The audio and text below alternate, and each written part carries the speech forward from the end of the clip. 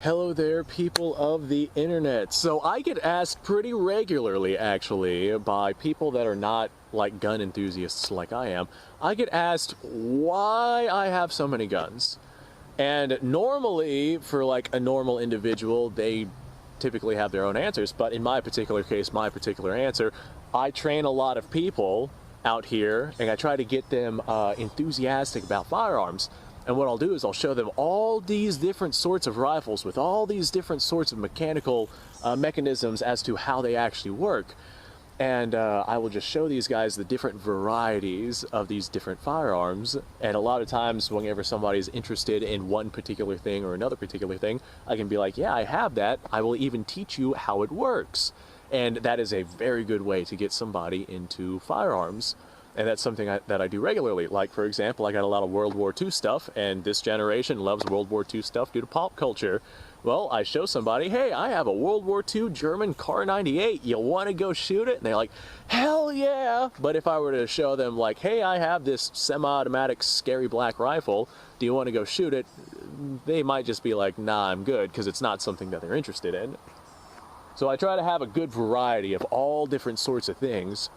For my particular case, not only to get people into firearms, but because I have this YouTube channel right here. I like doing reviews, I like talking about history, I like talking about all different sorts of stuff, and I need a good variety of stuff to be able to do that. There's a couple of things I'm lacking right now, like I don't have a Desert Eagle, which is a very popular handgun. Everyone knows what a Desert Eagle is, who knows anything about guns, but I don't have a Desert Eagle, which is a very special mechanism. It's an actual rotating bolt and piston operated system inside of a handgun because the cartridge is so large, and I would love to have one of those. Speaking of, if you want to help me continue to make content, YouTube and Patreon links are, YouTube and Patreon links are in the description below.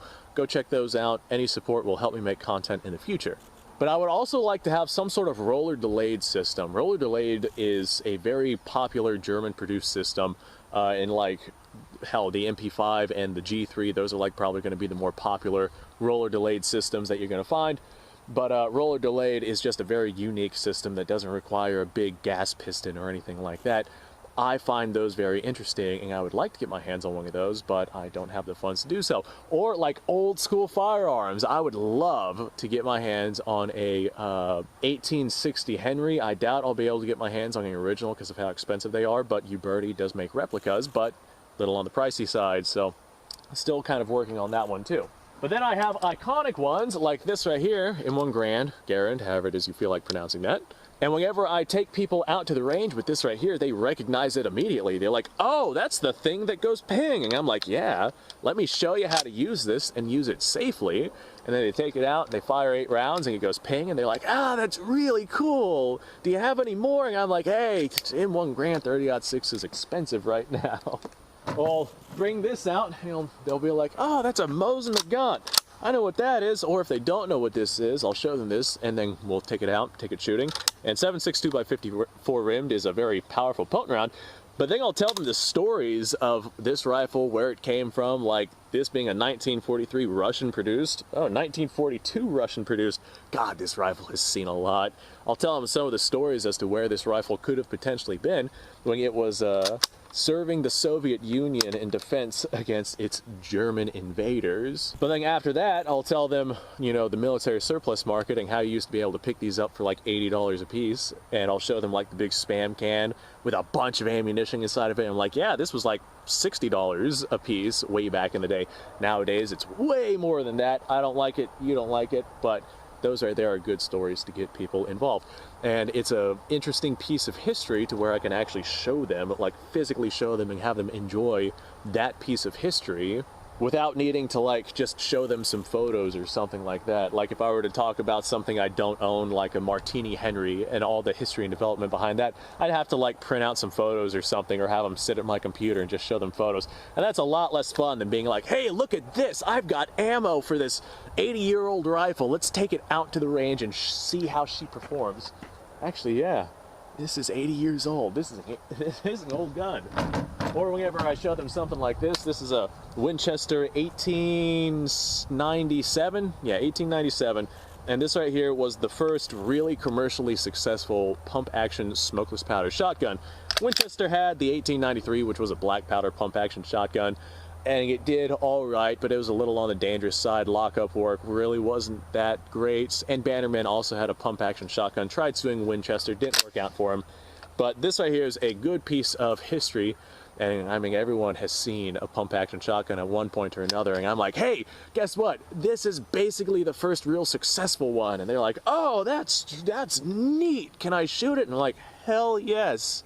This one's been reamed out for 2 3/4 shells, so I can stick modern ammunition in this. Of course, we have the people that like the history and whatnot behind it, but then I have a bunch of firearms that look like this. Hi, YouTube reviewer. I know this is scary looking, but semi-automatic, only holds 10 rounds, and it's all 9mm pistol caliber cartridge.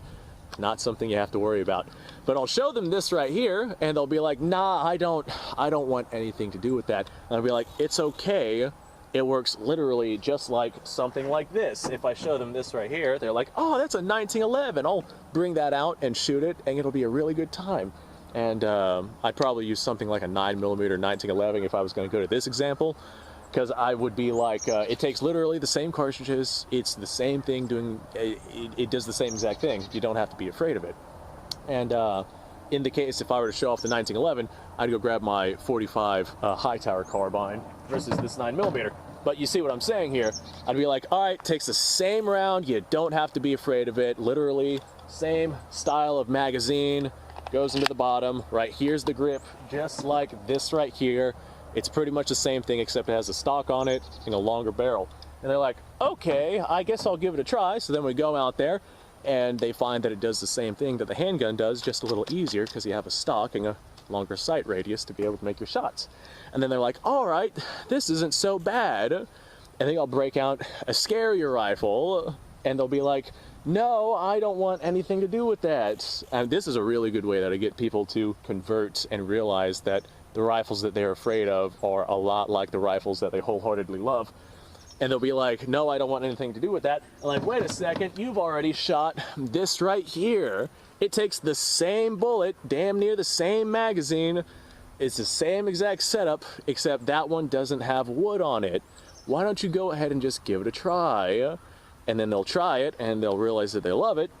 And just like that, I got somebody into firearms. Or we have people that are like, okay, you don't need a scary black rifle. You don't need something like this. Like, we have people out there who would fight to the death, fight me to the death to take this away from me. But they'll be like, hey, you don't need that. It's scary looking and I don't like it. But I'm allowed to have this right here, despite the fact that this is substantially more powerful than this right here. This is a little pistol caliber carbine chambered in 9mm, and this is 8 rounds of semi-automatic 30-06. This is a seriously powerful rifle in comparison to something like that right there. But because this right here is more of a traditionalist style of rifle, I think a lot of people would be okay with me, you know, using it or having it. And whenever I show them the difference as to how the look of a rifle matters very little about its capability, it really brings to light a lot of people out there who originally were fine with something like this, but were scared to death of something like this. Now, that is just my own preference as to why I own a bunch of stuff. It gets people on board whenever I have something that they want, and I just like the history and whatnot behind these things. Not only that, but I have all different sorts of calibers and cartridges. So in the event of, like, say, a repeat of 2020 with all the panics and whatnot, in the event that I can't find standard ammunition for something, like, for example, my Ruger Mini 14 here, 223-556, was like unobtainium during the panic buying series, and whenever you could find it, it was like over $1 a round. Whereas something like, oh, if I had, I guess 7.62x54 rammed, it did get more expensive. It was more like 80 cents a round, but it was obtainable. But if I had something like 7.5 French or 6.5 Carcano or something like that, some more obscure caliber from a rifle that existed from a military that no longer exists, and has just been basically surplused onto the market, then I can find ammunition for that a lot easier than I could find ammunition for some other stuff. So I have so many different calibers that if I can't find one kind of ammunition, odds are I can find some sort of ammunition to fit one of my rifles, so I know I can at least get some rounds down range. Of course, I gotta point out that I have a lot, and a lot of people should have a lot if they want to have a lot, because it is our American right, Second Amendment, protected by the United States Constitution. You should be able to own as many of these as you want, and whatever of these that you want to own. If you are a law-abiding citizen, you should be able to own 100 million 1911s if that's what you wanted to do. God, I can't imagine what 100 million 1911s look like. Have there even been 100 million 1911s made if we include every variant ever made? I'll have to add that up. I'll have to do some math on that one. You own every 1911 ever made. God, that'd be wild. So thanks for watching, guys. Hopefully this answered some questions. If you want to show somebody a video like this right here and kind of give some insight as to why somebody would own a whole lot of different guns, like for example I do, I mean, you can get away with owning like one or two. Like if you have yourself just a pump action shotgun and some kind of, you know, full power rifle or maybe an intermediate caliber rifle, then you would basically be set for anything that you would need to handle, especially if on top of that you had yourself a handgun for concealed carry purposes, or maybe in your truck, or wherever it is that you would want to keep a handgun. I mean, even if you just had the handgun, you'd pretty much be set for whatever it is that you would need to handle. But if you just had one, then you'd be a lot better than a lot of Americans.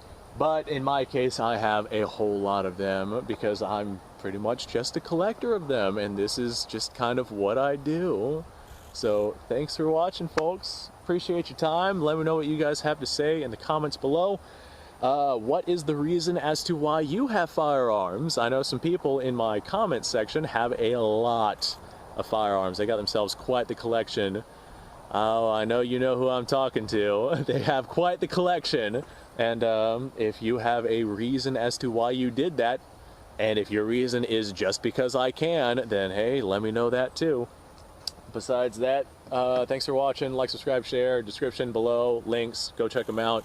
You guys go off, have yourself a fantastic day. I was going to run some rounds through these in this video, but I'm realizing I have no ammunition down here. Well, since I don't have any ammunition, I should still send a projectile downrange. Bowling pin. Ah, I almost made it to the car. Well, can't say I didn't send a projectile downrange. Ah, can of spray paint. Ah, I don't want to throw that. I'm going to use that on the steel. It'll probably get lost in the car if it hits it. Alright, I'm done fooling around. Bye, guys.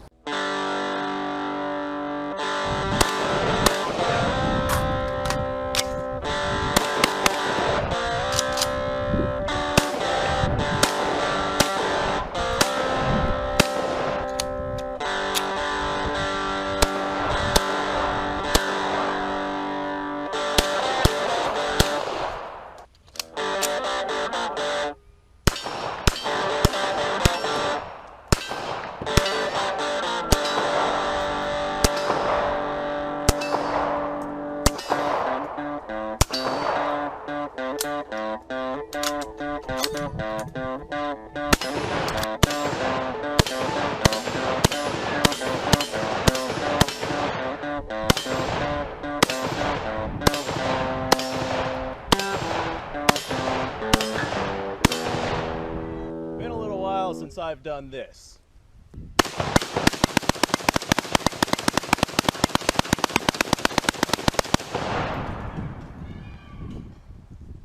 Bonnie and Clyde be damned.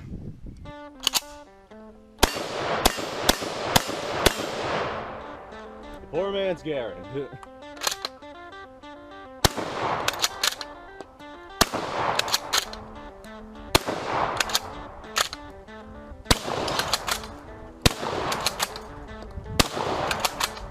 Shame that bolt action shotguns aren't more mainstream.